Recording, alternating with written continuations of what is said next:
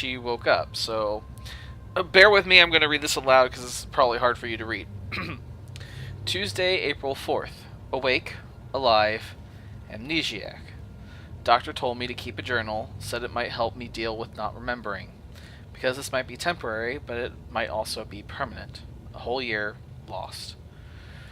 So, journal, dictating voice to text, expect some rambling. How to begin. Hello, diary. Hello, dear reader of my diary. No, I'm the only one who could be reading. I made sure of this, all the encryptions. And I'm certain I'll never read this because... awkward. No matter. This is about the process of recording my thoughts, my days, my life. The days of my life. This is about remembering. So, key points. Been awake for a few days now. Still in bed most of the time, but drugs and implants and robotic appendages are helping me make this a rapid recovery. A rapid physical recovery. Ooh, interesting. So she's gotten robotic appendages? That's weird. Getting used to food. Food is lovely. They bring me the food and I eat the food. All of the food. And I eat all day. Weight gain will not be a problem. Dad wants me to join him in Mumbai. There's nothing for me here in Casablanca. An empty apartment. Painful memories. I can't stay here. But live with Dad. After all the things. As for my memories, not a whole lot of those. Not since before the whole ordeal. But Dad filled in a few of the gaps when I woke up. Reza vanished. I went searching for him. I discovered the Wadi Corp Dream Machine project / conspiracy, the story Reza was chasing. I also found out that my mother was involved, except I didn't know she was my mother. Also, I didn't know my mother was alive. Also, she put me in a coma. Summary. Went off after investigative journalist ex-boyfriend on silly rescue mission, discovered corporate plot to control people's dreams, found out my father's been lying to me all my life and that my mother isn't dead.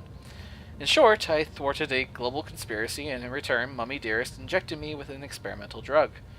It's a sordid story. I could probably sell it for 1 billion new yuan. That's their money. But hey, bonus! I saved the world! Made some tasty lemonade from those pesky lemons. No, following Dad to Mumbai is not an option. I'll have to do this on my own. Without Dad, without a safety net, without memories. I'm Zoe Castillo. Awake, alive, and amnesiac. Monday, April 10th. Dear Diary, etc. 1 week, on my feet and feeling fine. Scary how quickly you can get over being in a coma for a year with the help of modern science. I barely have bed sores. So what now? Reza and I are talking about getting together again, and I've been thinking. He's living in Europolis. I'm rootless, no roots I can go anywhere. It doesn't matter, I'm starting a new life. I get to pick where to begin. Yes, relationship. I work fast. Is this a good thing? It feels like it could be. Reza visited me almost every day when I was sick. He never stopped talking to me. He was the first thing I saw when I woke up. Okay, yes, so we broke up because it wasn't working, but that was before. This is after, and I'm different. We both are. We've both turned a page, begun a new chapter. It's a good thing. I think I will join Reza in Europolis. Why not? It'll be an adventure. Friday, April 14th. I've decided to cut off contact with Dad, at least for now. This may turn out to be a bad idea, but I'm angry and disappointed. I can't forgive him for keeping so many secrets from me for so many years. Telling me my mother was dead when she so clearly wasn't, even if she was an evil bitch, and she is, and even if she ended up trying to kill me, and she did, that's not something you do to your only child. You don't lie. Not about that shit. I hope these feelings will pass. Or maybe hope isn't the right word. I'll keep an open mind. But for now, and for the foreseeable future, he will not be a part of my life. My life right now is all about getting back on my feet. Emotionally, I'm walking just fine, and moving to Europolis to live with Reza. That's enough for now. Monday, April 17th. Tomorrow. Bye-bye, Casablanca. Hello, Europolis. Europolis. That's so European. I've barely been to Europe. Not a huge fan. Rampant poverty, crime, pollution, awful food, And yet, that's where I'm going. Europolis, Prague District, Propast. That was an easy choice, since that's where Reza's working. Yes, he's still with the hand that feeds, still an investigative journalist, still taking that whole saving the world thing seriously. I love him. I still don't know what I'll be doing once I get to Europolis aside from playing house with Reza. When I woke up, I knew I didn't want to go back to school to continue my bioengineering degree. It was crystal clear to me that I had that whole argument in my head while I was in the coma and it was settled. That's fine. I'm not going to fight it. I'm just curious where my mind was set. It was odd. Also, goddamn, don't stay with Reza, damn it! He is not Reza! Anyway, Saturday, April 22nd. Iris, capital letters, please. I hate Europolis. Thank you. Back to lowercase. Remember, she's talking out loud. 5 reasons I hate Europolis. There's no sun. None. It's always raining. Always. Welcome to Seattle. There's no vegetation, no trees, no plants, no grass. None. They claim to speak English, but it's littered with slang words like mouse and bull. I don't understand half of what they're saying. Did I mention there's no sun? Fuck this. But oh, it's fantastic, and I love it. So many contradictions. You're full of them. I'm starting a new chapter. I'm putting the past behind me. I'm growing up. I'm no longer defined by who I was or what I did or didn't do before the coma. That's why I love it. We've already found a place super close to Reza's office, and we're moving in on Monday or Tuesday. Of course, we haven't actually seen the place outside of the simulation, but I'm sure it's perfect. It can be a hellhole, and it'll still be perfect. Doesn't matter how I feel about Europolis, or about the apartment, or about not having a job, or about being shit scared because I'm here now and this is the beginning of a new story for me. Monday, April 24th. I started therapy today. Dr. Roman Zelenka, psychotherapist. Good head of hair. Dorky suit. Reza found him. He came recommended from someone at the hand. He's nice. I like him. There is chemistry. I can talk to him. He didn't push me or any of my very large buttons. Of course, it's all therapist smoke and mirrors, but I don't mind. If I don't see strings being pulled, I don't care. Also, it's a 5-minute walk from home. Convenient. On that note, I do need to start working out. The food is pretty awesome here in Propast. Thought she was complaining previously. I'm still not quite sure what therapy is going to do. Help me remember. I do want to remember. How much and how fast, I don't know yet. I'll take things as they come, I guess. I'm adaptable. Adaptable Zoe. Tomorrow, I start looking around for something logical. Oh, excuse me, something locally. A job where I can use at least of a few of my skills. That's not quite right. Or my head. Failing that, my body, and no, that doesn't sound right at all. I prefer something in tech, but I'm not picky. Whatever comes my way, I'll manage. Is there anything more? I don't think so. Okay. Thursday, April 27th. So here are the 3 facts about our tiny flat in the Soniskin Plaza terraces. 1. It's tiny. It's the size of my bedroom in Casablanca if you didn't include the balcony. Ouch, that really is small. That's almost a small... That's... You know what? I think the apartment that was in Japan was actually smaller. Speaking of, whatever happened to that guy? 2. It smells weird. 3. The window looks straight into a brick wall with neon signs on it. Remind you of April's apartment much? But I love it! We have our own place. I couldn't wish for anything more. I feel liberated. I feel like myself again. Well, sort of. A forgetful amnesiac self, half Zoe, but a better half. Sounds very April-ish here. Sunday, April 30th, 2220. Project Find a Friend, or 5, has begun. It sounds so desperate, but I'm going to give it a shot. I'm going to try and build a life for myself here. Part of that is having friends, right?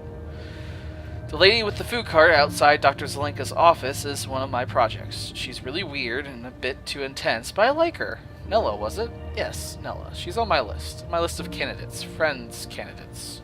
If anyone ever finds out about this list, I will have to kill them. Sully's on the list too. Sully's a friend, but he's also Reza's best friend, so I can't hijack him and make him my best friend. Also, I'm starting to think Sully might have the teensiest crush on me. He's sweet, though. A true munch. Minch. I don't pronounce words right. Okay, well. Well, that was easy. I have a job, I think. I was in the Chinese market, what they call the bricks, because bricks. Browsing for tea when my iris popped up with a notification about a job posting just a few blocks away. Trainee neural engineer wanted ASAP, unreasonably long hours, shit pay. Contact Mira at the Pandemonium. I don't know, I found that intriguing. The place, Pandemonium, looked shady from the outside, and even shadier on the inside, and Mira turned out to be incredibly offensive, but something about her reminded me of my friend Liv. Also, the job sounds interesting. It's a trainee position, and I'll have to do a ton of non-neural programming stuff like deliveries and bot assembly, but I think I'll learn a lot. And it's a complete left turn for me, something completely different, which is good.